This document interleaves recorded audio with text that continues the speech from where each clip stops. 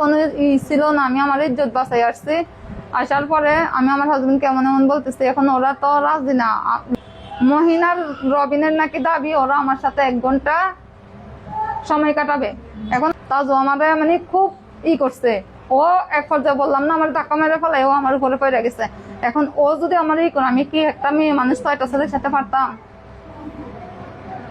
এরপর দিয়ে এগুলা সালামের কানে চর তাজ হোটেলের শ্রমিক আসিফ ও তার স্ত্রী গার্মেন্টস কর্মী পপিকে জিম্মি করে চাঁদা আদায় ও স্ত্রীর শ্লীলতাহানির ঘটনা ঘটেছে। সিন্ডিকেটের মূল হোতা উপজেলা সানিচু গ্রামের যুবদল নেতা শাহ আলম এর নেতৃত্বে দীর্ঘদিন যাবৎ এই সমস্ত ঘটনা ঘটে আসছে, যার বিবরণ ভুক্তভোগীর নিজের মুখে শুনুন।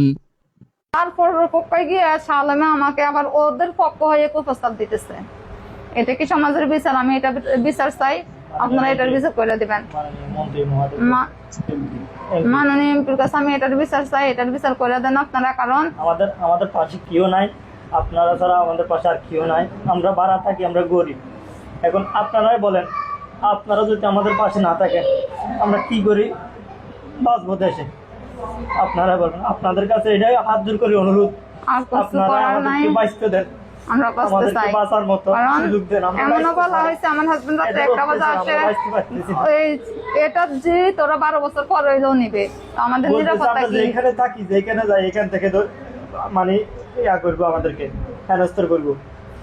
আমারে ওরা নাকি বুক করে ছাড়বো। ওরা আমার 1 দিনের জন্য, 1 মিনিটের জন্য হলো বুক করে ছাড়বো, তাহলে আমার নিরাপত্তা কে দিবে?